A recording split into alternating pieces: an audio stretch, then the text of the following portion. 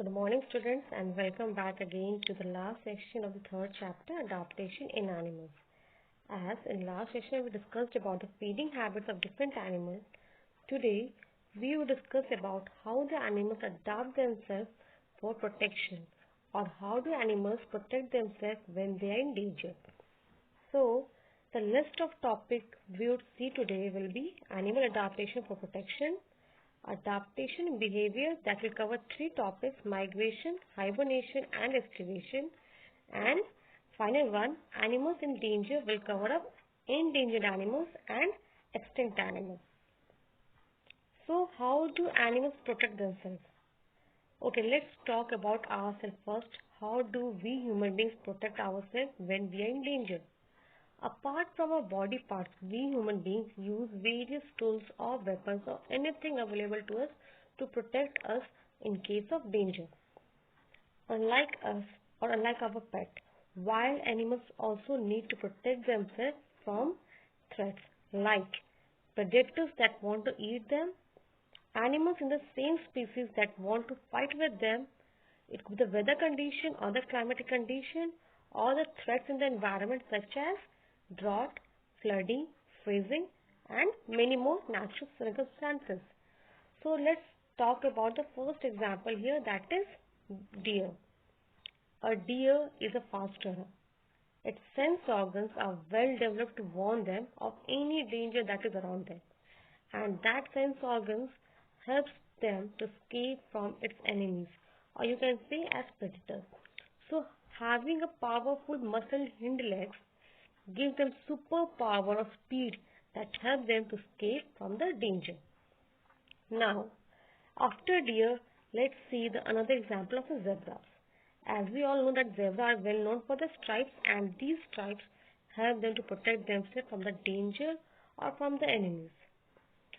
The adaptation of the stripes serves two purposes. That is, its main predator, that is lion, is colorblind. So when the zebra stands in tall grass, the shadow of the grass blends in the stripes of the zebra. The other purpose is that zebra lives in herds. So as you can see in the picture here, the stripes make it confusing for the lion when they all start running, and the lion gets confused and disorganized, and at that time the lion misses the prey. Apart from the above two purposes, zebras also protect themselves from enemies by living in herds. The one member of the herd stays alert all the time, and if any threat or if any animal attacks them, the one member of the herd alerts the herd, saving other zebras. Do you know? Zebra stripes are like our fingerprints. Every zebra has a unique pattern. So this way, zebra stripes help them to stay away from the predators or help them to protect themselves from their enemies. Now comes rhino. When we talk about rhino, the horns present on them are the best way to protect themselves from the predators. These horns, unlike any other animal, are not made up of bones. They are made up of hair-like fibers that are together. The rhino uses this adaptation for offensive and defensive, meaning it is for protection. So horns could be up to 3 feet in length, and horns are actually keratin, the same as hair and fingernails, but could be best used to ward off lions and other wild carnivores. When we talk about rhino, there are different kind of rhino. Indian rhino we have seen as they have one horn. When we talk about white rhino, Nile rhino, black rhino, they have two horns, as you can see in the picture here. So the rhino horns are the best way to protect themselves when they are in danger. Now let's see this example of a porcupine. Porcupine has a super ability to defend itself from the predators. How? That porcupine has a body covering with sharp quills. They have quills, or you can say that they have spines present on its back to defend themselves. What they do is that they coil up or curls up on its belly and bristles its quills outwards to the animal that could attack them. with the image given in the picture here, you can see that there would be a fight between the porcupine and a dog. And what came to the result of it? The quills or the spines of the porcupine got stuck in the mouth of the dog. So, this way, porcupine saved itself from the attack of a dog. And this way, porcupine can save itself from the attack of any predator or its enemies. So, now let's talk about the pufferfish. There are many adaptations for pufferfish. What is that first one? That they have a poison in their body. So obviously when poison is there, animals cannot eat them. And when predators come nearby, what they do is they puff up. Or you can say that they inflate and spikes come up the body to scare the predators. They also have thick and rough skin so that it's hard for the enemies to chew them. And this is the best way, or you can say the superb way, a pufferfish adapt itself from the enemies or predators. So from the above example, we learned that they are a natural instinct way to survive or to protect themselves from the predators. It could be tools like camouflage. When we talk about camouflage, it is the ability to blend itself according to its surrounding, like in a chameleon. When we talk about body structure, including covering, it is the example of a porcupine. If I can talk about chemicals of poison, using chemicals of poison, it could be snake or you can say pufferfish. And the protective behavior, again the example could be pufferfish. Now, from the other example, we saw that how animals defend or protect themselves from the predators. Now, there is something different way animals survive themselves not from the predators but due to behavior circumstances, and that one such way is migration. So, what is migration? Migration involves an animal or group of animals to move from one region to another and then back again. Or you can say as migration means a temporary movement of animals due to the change of environment from one region to another. And the animals migrate for the variety of reasons. Reasons could be better climate, better food, safe place to live, safe place to raise their young, and go back to the place where they were born. Let's take an example of some migratory animals. The first one is the Arctic tern. It will be the best example as this is the bird that travels the longest distance. It travels twice a year and covers about 12,500 miles. Another example could be of salmons who are born in rivers but they are moved to the sea for better food and safe place to live. And what they do is they are moved to the sea with the help of the water currents. So migratory animals move from one place to another for better climate, better food, safe place to raise the young, and move back to the place where they were born. Now, another behavioral circumstances could be hibernation. Now, what is hibernation? When we talk about hibernation, hibernation has been derived from the word hibernate, which means pass the winter. So, hibernation is a deep sleep that helps animals to save energy and survive in winter season without eating much. Because in winter time there is not much food to eat and it is very cold. So, what animals do is they make nice warm places to sleep and have some food stored away for them when they wake up. Because during winter season the ground is frozen and the food is scarce. So the hibernating animals, they eat a lot of food and accumulates fat and stores them.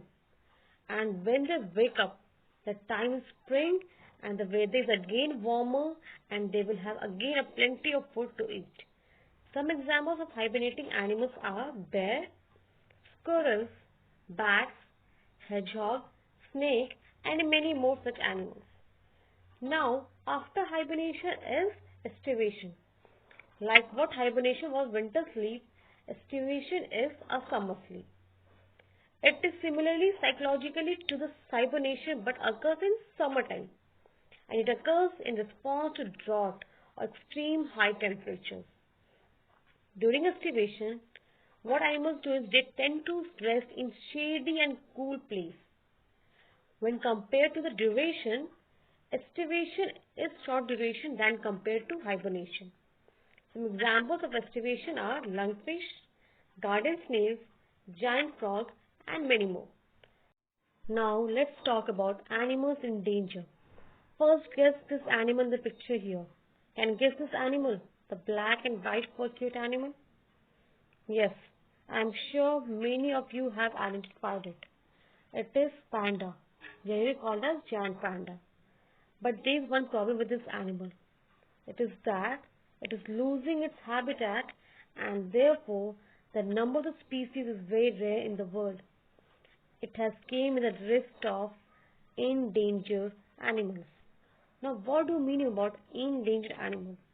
When we talk about endangered, it means a species of plants or animals that is in immediate danger of becoming extinct and needs protection to survive. In other words, you can say as those animals present in small number and they are at higher risk of becoming extinct. Some examples of endangered animals are Komodo dragon, bison, gorilla, snow leopard, panda, jaguar, grey wolf, and many more animals. Now let's talk about extinct animals.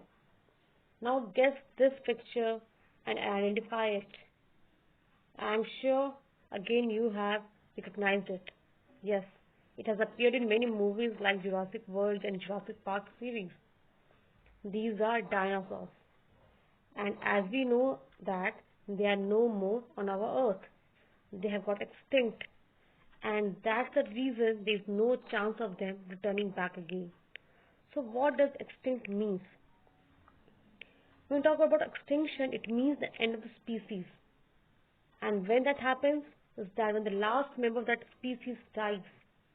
Extinction has mostly been natural or due to natural course of life on the planet. Recently, through the action of mankind also, other animals have become extinct as well. Some of the extinct animals, as we know, is most common dinosaurs. Others are dodo, golden toad, Tasmanian tiger, ground sloth, passenger pigeon, woolly mammoth, and many more. So now let's again start with the quiz what we have studied today. The first question is asked here. A porcupine has sharp quills on its body that protects itself from predators. Okay. Which behavior adaptation porcupine makes its quill more effective?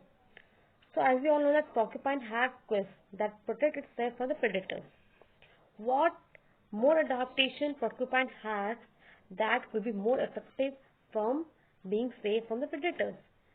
First one, using sharp teeth to cut leaves, climbing to the very tops of trees to eat, making an underground nest for young, or curling up into a ball when threatened.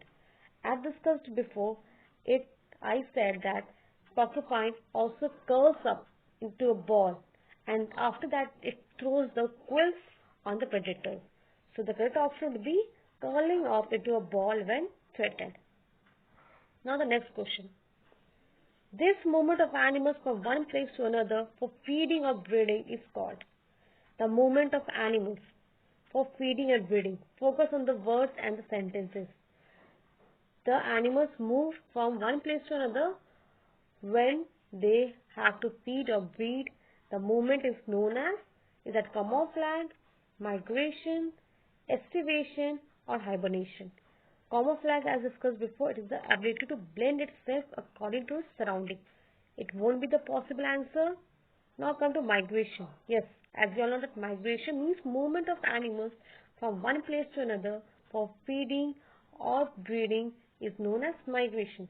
So the correct option will be option number B, migration. Now see the last question here. Giant panda is an example of what type of animal?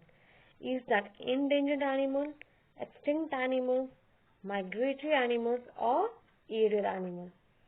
So giant panda, as we all know that giant panda is at the risk of extinction and those animals that are at risk of extinction are known as endangered animals.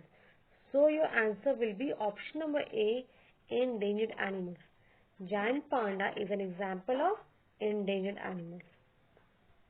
So, with this, we have finally came to our end of the chapter. I hope you are going through the videos, understanding it carefully, and copying down the notes that had been given in the PDF. So that's all with today. Stay blessed and keep smiling.